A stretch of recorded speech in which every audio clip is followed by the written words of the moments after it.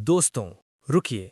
जब हम इतिहास में बड़ी समुद्री शक्तियों की बात करते हैं, तो हमारे दिमाग में सबसे पहले ब्रिटिश या स्पेनिश लोगों का नाम आता है।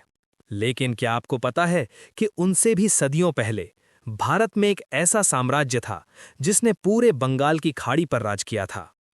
इतना बड़ा राज कि उस समुद्र को चोल लेक कहा जाने लगा था।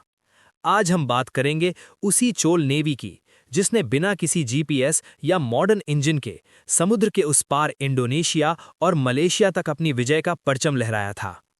इस वीडियो में हम जानेंगे कौन थे ये लोग, इनके पास इतनी बड़ी नेवी आई कहां से और कैसे उन्होंने भारत की पहली इंटरनेशनल नेवी खड़ी की। भाग 1। चोल कौन थे। सबसे पहला सवाल, ये चोल नेवी आई कहां से। चोल साम्राज्य भारत के सबसे पुराने राजवंशों में से एक है। ये लोग मुख्य रूप से आज के तमिलनाडु के रहने वाले थे।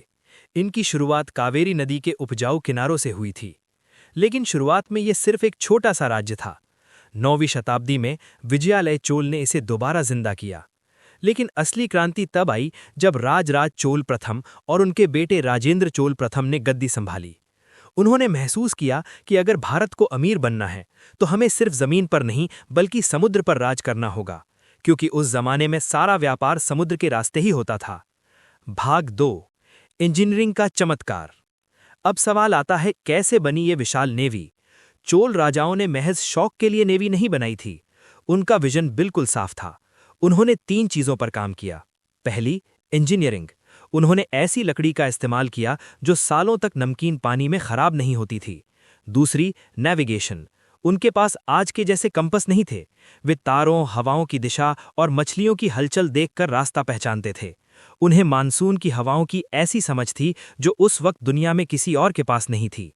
और तीसरी, नेवल फोर्स। उन्होंने सिर्फ जहाज नहीं बनाए बल्कि ऐसे समुद्री सैनिक तैयार किए जो चलती लहरों पर भी दुश्मन से लड़ सकते थे। क्या आप जानते हैं, चोल नेवी में महिलाओं का भी योगदान होता था और उनका ढांचा बिल्कुल आज की मॉडर्न नेवी जैसा ही था। भाग 3। समुद्र पार विजय।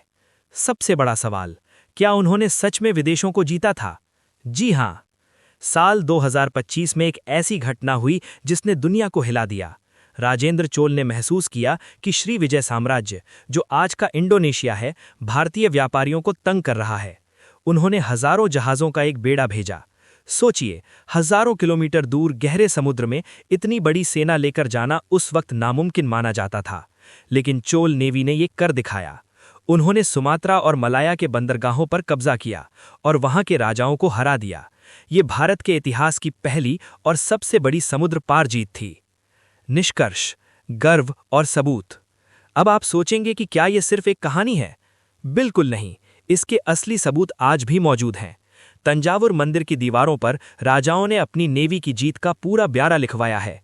चीन और अरब देशों के पुराने रिकॉर्ड्स में चोल व्यापारियों का जिक्र मिलता है और आज भी इंडोनेशिया की संस्कृति में चोल कला की झलक दिखती है।